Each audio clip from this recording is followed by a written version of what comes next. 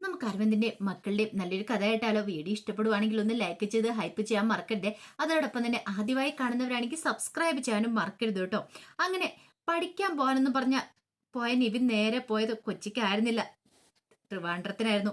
കാവേരിയെ കാണണം എന്നൊരു ലക്ഷ്യമൊക്കെ ആയിരുന്നു മനസ്സിലുണ്ടായിരുന്നേ. അപ്പൊ രാജേശ്വരോടും സത്യപാലനോടും ഒക്കെ കൊച്ചിക്ക് പഠിക്കാൻ പോവാന്ന് പറഞ്ഞ് അങ്ങനെ പറയാനല്ലേ പറ്റുള്ളൂ. പക്ഷെ അവന്റെ മനസ്സിലെ ഉദ്ദേശം വേറെ ആയിരുന്നു. അങ്ങനെ അവന് തിരുവനന്തപുരത്ത് വന്നു. അവിടെ റൂമൊക്കെ എടുത്ത് കാവേരിയെ കുറിച്ച് അന്വേഷിക്കാൻ തന്നെ തീരുമാനിക്കുകയാണ്. എത്രയും പെട്ടെന്ന് തന്നെ അവളെ കണ്ടെത്തണം എന്നൊക്കെ ഒരു ചിന്തയായിരുന്നു മനസ്സിലുണ്ടായിരുന്നേ. തന്റെ മനസ്സിലുള്ള കാര്യങ്ങൾ തുറന്നു പറയണം. രാഗിണിയുമായിട്ടുള്ള വിവാഹം നടന്നില്ല, ആ കഥകളൊക്കെ പറയണം. പക്ഷെ എങ്ങനെ കണ്ടെത്താനായിട്ടാ? അവളെ ഒന്ന് വിളിച്ചു നോക്കിയാലോ എന്ന് കരുതിയിട്ട് വിളിക്കുകയാണ്. പക്ഷെ വിളിച്ചു കഴിഞ്ഞപ്പോഴത്തേനും കാവേരി കോൾ അറ്റൻഡ് ചെയ്തില്ല. കോള് കട്ട് ചെയ്ത് വിടുവരെ. തന്നോടുള്ള ദേഷ്യം ഇപ്പോഴും അവൾക്ക് മാറി കാണത്തില്ല. അതുകൊണ്ടായിരിക്കും കോൾ എടുക്കാത്തെ. അതെങ്ങനെയാ? താൻ രാഗിണിയുടെ കഴുത്തിൽ താലി ആർത്തിന്ന് വിചാരിച്ചു കാണും. പക്ഷെ അവളെ കുറ്റം പറഞ്ഞിട്ട് കാര്യമില്ല. നിവിന് ഭയങ്കര വിഷമായിപ്പോയി. പക്ഷെ അങ്ങനെ തോറ്റു പിന്മാറാനായിട്ട് നിവിന് ഒരുക്കമായിരുന്നില്ല താനും. ഈ സമയത്ത് നരന് മുറിയിലിരിക്കുന്ന സമയത്താണ് അംബിക മുത്തശ്ശി മുറിയിലേക്ക് വരുന്നത്. അങ്ങനെ വന്ന് സംസാരിക്കുന്ന സമയത്ത് അംബിക മുത്തശ്ശി കാവേരിയുടെ ഒക്കെ കഥകളൊക്കെ പറയണം. ആ ജയബാലൻ എന്ന് പറയുന്ന ദുഷ്ടന് അയാൾ കാണിച്ച തരങ്ങളൊക്കെ പറയണം. എല്ലാം കേട്ട് കഴിഞ്ഞപ്പോഴത്തേനും നരൻ പറഞ്ഞു, അതെ, എന്താണെങ്കിലും ഇവിടെ വന്ന് ആരും അവരെ ഇറക്കി വിടാനൊന്നും പോകുന്നില്ല മുത്തശ്ശി. മുത്തശ്ശി അതൊന്നും ഓർത്ത് വിഷമിക്കേണ്ട. എന്നാലും എനിക്ക് സങ്കടം വരുന്നുണ്ട്. പാവം ആ ഒരമ്മ ആ മക്കളെയും കൊണ്ട് എവിടേക്ക് പോകാനായിരുന്നു. ഒരു പക്ഷെ നമ്മളും കൂടെ ഒരു ആശ്രയം കൊടുത്തില്ലായിരുന്നെങ്കിൽ ആദ്യമൊക്കെ എനിക്ക് ടെൻഷൻ ഉണ്ടായിരുന്നു. പക്ഷെ കൃത്യസമയത്തിന് നീ ഇടപെട്ടോണ്ടാ. അതെ, നമ്മുടെ വീട്ടുമുറ്റത്തൊന്ന് ഒരുത്തം വെല്ലു വിളിച്ചിട്ട് മുത്തശ്ശൻ നേർക്ക് കൈ പൊക്കിയിട്ടുണ്ടെങ്കിൽ ഞാൻ വെറുതെ ഇരിക്കുന്നു മുത്തശ്ശിക്ക് തോന്നുന്നുണ്ടോ? ഒരിക്കലും ഇല്ല. എന്റെ മുത്തശ്ശന്റെ നേർക്ക് കൈ ഉയർത്തി ആരാണെങ്കിലും അവരെ ഞാൻ വെറുതെ വിടത്തില്ല എന്ന് പറഞ്ഞു. ഈ സമയത്ത് ശിവരാജൻ പോയി ജയപാലിനെ വിളിക്കുകയാണ്. ജയപാലിനെ വിളിച്ചിട്ടുണ്ട്. ജയപാല, എന്ത് പരിപാടിയെ കാണിച്ചേ? നീ വീട്ടിലേക്ക് വരേണ്ട കാര്യമില്ലായിരുന്നു. നിനക്കറിയാലോ, നരനെ കുറിച്ച് ഞാൻ മുമ്പ് പറഞ്ഞിട്ടുള്ളതല്ലേ. അതെ, ജയപാലിന്റെ ഒരു മുഖം മാത്രം അവൻ കണ്ടിട്ടുള്ളൂ. ജയപാല, നീ ഉദ്ദേശിക്കുന്ന പോലെ അത്ര ചെറിയ ആളൊന്നും അല്ല നരന്. അവനെ കുറിച്ച് നിനക്കറിയില്ലാത്തോണ്ടാ. എത്ര വലിയവനാണെങ്കിലും ഈ പുഷ്പവാടിയെ വിറപ്പിച്ചിട്ടുള്ള ജയപാലൻ അതവനെ അറിയത്തില്ലാത്തോണ്ടാ. ഞാൻ തോറ്റു മടങ്ങി നിന്നുമല്ല. എന്താണെങ്കിലും അവനിട്ടുള്ള പണി ഞാൻ കൊടുത്തിരിക്കുമെന്ന് പറഞ്ഞു. അങ്ങനെ പിന്നീട് ജയപാലന്റെ അടുത്തേക്ക് രാഗിണി വരുവാണ്. രാഗിണി വന്നിട്ട് പറഞ്ഞു, അച്ഛാ, അവരുടെ കാര്യത്തിൽ എന്തായി? മോളെ, ഞാൻ മാക്സിമം ട്രൈ ചെയ്യുന്നുണ്ട്. എന്താണെങ്കിലും അധിക കാലമൊന്നും തിരുവനന്തപുരത്ത് ഉണ്ടായിരിക്കില്ല. അവിടുന്ന് കുറ്റിയും പറിച്ച് ഇങ്ങോട്ടേക്ക് തന്നെ വരേണ്ട വരും. നമ്മുടെ കസ്റ്റഡിയിൽ കിട്ടുമെന്ന് പറഞ്ഞു. എന്ത് ചെയ്തിട്ടാണെങ്കിലും കുഴപ്പമില്ല അച്ഛാ. ഒരു കാരണവശാലും ആ കാവേരി എന്ന് പറയുന്നത് ഒരിടത്ത് സ്വസ്ഥതയോടെ സമാധാനത്തോടെ ജീവിക്കാൻ പാടില്ല. പിന്നെ നിവിൻ കൊച്ചിക്ക് പഠിക്കാനെന്നും പറഞ്ഞു പോയിട്ടുണ്ട്. അച്ഛൻ അതിനെക്കുറിച്ചൊന്ന് അന്വേഷിക്കണം. അന്വേഷിക്കണോ? അതെ, അവൻ കൊച്ചിക്ക് തന്നെയാണോ പോയിരിക്കുന്നത്? ഇനിയിപ്പോ അവള് കാവേരി പോയിട്ടുണ്ടല്ലോ, അവളുടെ പിന്നാലെ അവളെ അന്വേഷിച്ച് പോയിരിക്കുവാണെന്നുള്ള കാര്യത്തിൽ എനിക്ക് നല്ല സംശയം ഉണ്ടെന്ന് പറഞ്ഞു. മോൾ അതൊന്നും ഓർത്ത് വിഷമിക്കേണ്ട. അവളുടെ പിന്നാലെ പോയാലും അവളുമായിട്ട് അവനൊരു ബന്ധം ഉണ്ടാകാൻ പോകുന്നില്ല. അച്ഛ, അങ്ങനെ എന്തെങ്കിലും ഉണ്ടായിട്ടുണ്ട് പിന്നെ ഞാൻ ജീവിച്ചിരുന്നിട്ട് കാര്യമില്ല. അവളുടെ മുന്നിൽ ഞാൻ ഒന്നും അല്ലാതായി തീരും.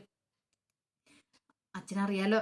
അത് കേട്ടപ്പം ചേവാലം പറഞ്ഞു, മോളെ, മോൾക്ക് വേണ്ടിയിട്ട് എന്ത് ചെയ്യാനും ഞാൻ ഒരുക്കുക. നീ വിഷമിക്കാതിരിക്കുക, ധൈര്യമായിട്ടിരിക്കാൻ പറഞ്ഞു. അങ്ങനെ ജയപാലിനെ അന്വേഷിക്കുവാണ് നിവിൻ എങ്ങോട്ടാ പോയെന്നൊക്കെ. അപ്പോഴാണ് ജയപാലൻ ആ കാര്യം അറിയണേ.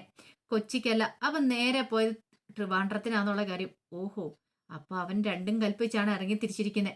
അങ്ങനെ താൻ അറിഞ്ഞ കാര്യം മോളോട് പറയണം. അപ്പോഴേക്കും രാഗിണി പറഞ്ഞു, അച്ഛാ, അവൻ അവിടെ ചെന്നിട്ട് ആ കാവേരി എന്ന് പറയുന്നവളെ കാണാൻ പാടില്ല. അവര് തമ്മിൽ എഴുതാത്തൊരു ബന്ധം ഉണ്ടാകാൻ പാടില്ല. അതിനു മുമ്പ് അവരെ അവിടുന്ന് തുരത്തണം. ഒരു കാരണവശാലും അവിടെ പോയ കാര്യങ്ങളൊന്നും നടക്കരുത്. ആ പെണ്ണുണ്ടല്ലോ നീള, അവളുടെ സർജറിയും കാര്യങ്ങളൊന്നും നടക്കാൻ പാടില്ല. അനുഭവിക്കണം. ശരിക്കും അവരവിടെ കിടന്ന് നരയിക്കണം. എന്റെ കല്യാണം മുടക്കിയതിനും എന്നോട് ചെയ്തതിനുള്ള ശിക്ഷ അവർക്ക് കിട്ടണമെന്ന് പറഞ്ഞു. മോളെ, ഈ ജയപാലം വെറുതെ ഇരിക്കും തോന്നുന്നുണ്ടോ? എന്റെ മോൾക്ക് വേണ്ടിയിട്ട് ഈ അച്ഛൻ എന്ത് ചെയ്യാനും ഒരുക്കുക. നീക്ക് ധൈര്യമായിട്ടിരിക്കാനൊക്കെ പറഞ്ഞു.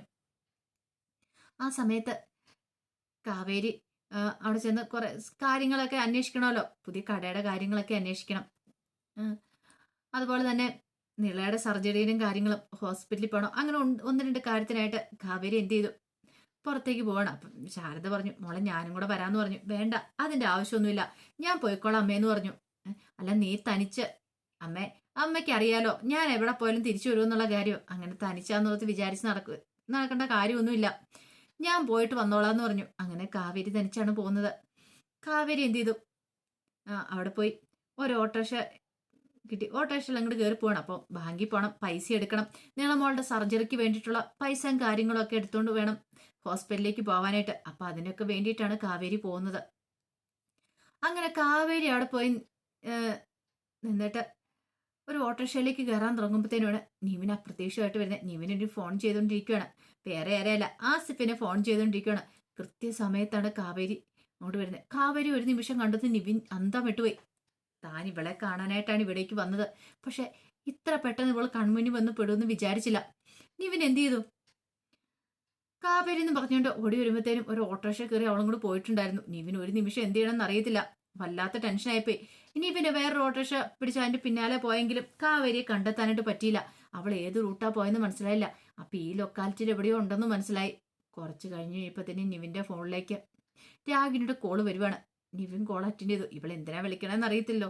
അങ്ങനെ കോൾ അറ്റൻഡ് ചെയ്ത് കഴിഞ്ഞപ്പോഴത്തേനും രാഗിണി പറഞ്ഞു, നിവിനെ, അപ്പൊ നീ കൊച്ചിക്കാന്നും പറഞ്ഞു പോയത് നേരെ ട്രിവാൻഡ്രത്തിനല്ലേന്ന് ചോദിച്ചു. ഒരു നിമിഷം നിവിൻ അന്തം വിട്ടുപോയി. പിന്നെ നീ പോയ കാര്യങ്ങളൊക്കെ നിന്റെ വീട്ടില് നിന്റെ അമ്മയ്ക്ക് അറിയാവോന്ന് ചോദിച്ചു. അപ്പോഴേക്കും ഒരു നിമിഷം ഒന്ന് ആലോചിച്ചിട്ട് നിവിൻ പറഞ്ഞു, നിനക്ക് എന്താ വേണ്ടേ, നീ എന്തിനാ വിളിച്ചതെന്ന് ചോദിച്ചു. എന്തിനാ വിളിച്ചതെന്ന് നിനക്ക് മനസ്സിലായില്ലല്ലേ? അല്ല, ഞാനൊരു കാര്യം ചെയ്തോട്ടെ, രാജേശ്വരി അപ്പച്ചിയോട് കാര്യങ്ങളൊക്കെ അങ്ങോട്ട് പറയട്ടെ എന്ന് ചോദിച്ചു. നീ തിരുവനന്തപുരത്താണ് അവളെ കാണാൻ പോയതെന്ന്. ഇത് രാഗിണി വെറുതെ അനാവശ്യം കാണിക്കരുത്. ഞാൻ തിരുവനന്തപുരത്താന്ന് നിന്നോട് ആരാ പറഞ്ഞേ? എടാ, നീ എന്താ വിചാരിച്ചോണ്ടിരിക്കുന്നേ? നീ കൊച്ചിക്കാന്നും പറഞ്ഞ് തിരുവനന്തപുരത്തിന് പോയിട്ടുണ്ടെങ്കിൽ അതൊന്നും ഞാൻ അറിയില്ലെന്നോ? അതൊക്കെ വെറും നിന്റെ തെറ്റിദ്ധാരണ മാത്രം. എല്ലാ കാര്യങ്ങളും വ്യക്തമായിട്ട് മനസ്സിലാക്കിയിട്ട് തന്നെയാടാ ഞാനിപ്പോ വിളിക്കണേന്ന് പറഞ്ഞു. അത് കേട്ട് കഴിഞ്ഞപ്പോഴത്തേനും ഇവന് നല്ല ദേഷ്യമായി. ഇവ തന്നെ വിടാനായിട്ട് ഭാവമില്ല. തന്റെ പിന്നാലെ വീണ്ടും വീണ്ടും ഇവള് നടക്കുവാണ്. തന്നെ ജീവിക്കാൻ സമ്മതിക്കില്ലെന്നുള്ള കാര്യം മനസ്സിലായി. ഒടുവിൻ ഇവൻ പറഞ്ഞു, ഞാൻ എന്ത് ചെയ്യണമെന്ന് നീ അറിയേണ്ട കാര്യമൊന്നുമില്ല. നീ നിന്റെ പണി നോക്കി പോടി. അവള് വന്നിരിക്കുന്നു പറഞ്ഞ് ദേഷ്യപ്പെട്ട് കോള് കട്ട് ചെയ്തു. അപ്പോഴേക്കും രാഗിണിക്ക് ഒന്നുകൂടെ ദേഷ്യമായി. എടാ, നീ അവിടെ സുഖിച്ച് ജീവിക്കാന്ന് കരുതിയോ? അവളെയും കൂട്ടിക്കൊണ്ട് വരാന്ന നിന്റെ വിചാരെങ്കിൽ ഈ രാഗിണിക്ക് ജീവനുണ്ടാ നടക്കില്ല എന്നൊക്കെയായിരുന്നു മനസ്സിലുണ്ടായിരുന്നേ. ആ സമയത്ത് കാവേരി ഹോസ്പിറ്റലിൽ പോയി നിളയുടെ സർജറി കാര്യങ്ങളൊക്കെ സംസാരിക്കുന്നുണ്ട്. അപ്പം സർജറിക്ക് വേണ്ടുന്ന കാര്യങ്ങളൊക്കെ നാളെ കൊണ്ട് അഡ്മിറ്റ് ചെയ്യാൻ പറഞ്ഞു. അപ്പം പൈസയും കാര്യങ്ങളൊക്കെ വേണമല്ലോ. അതിന് വേണ്ടിയിട്ട് കാവേരി നേരെ ബാങ്കിലേക്ക് പോവാണ്. അപ്പം ചെക്കും കാര്യങ്ങളൊക്കെ തന്നിട്ടുണ്ടായിരുന്നു. അപ്പൊ അതിന് വേണ്ടിയിട്ടാണ് കാവേരി ചെല്ലുന്നത്. അപ്പൊ ആ ഒരു സന്തോഷം ഉണ്ടായിരുന്നു. ഇനിയിപ്പോ പേടിക്കേണ്ട കാര്യമില്ല പൈസയുടെ കാര്യത്തില്. പൈസ ഉണ്ടല്ലോ, എത്രയും പെട്ടെന്ന് നിളമോളുടെ സർജറി നടത്താം എന്നൊക്കെ ഒരു വിചാരത്തോട് കൂടിയിട്ടാണ് കാവേരി ചെല്ലുന്നത്.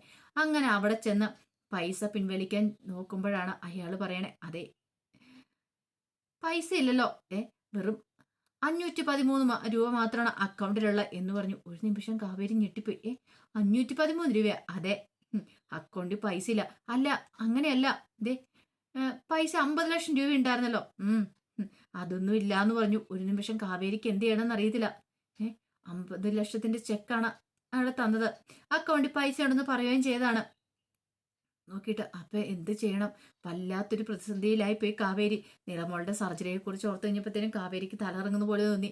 എന്തോ എവിടെ ഒരു ചതി തന്നിട്ടുള്ളെന്നുള്ള കാര്യമൊക്കെ കാവേരിക്ക് മനസ്സിലാവുകയും ചെയ്തു. അപ്പൊ അതിന്റെ കഥകളൊക്കെ കാണാൻ പോകുന്നത്. ഇനി എന്തായിത്തീരും നമുക്ക് കണ്ടറിയാം. ആ വിശേഷങ്ങൾക്കായി നമുക്ക് എല്ലാവർക്കും കാത്തിരിക്കാട്ടോ. ഒരിക്കൽ കൂടി എല്ലാവർക്കും ശുഭരാത്രി നേർന്നുകൊണ്ട് നിർത്തുന്നു. നന്ദി.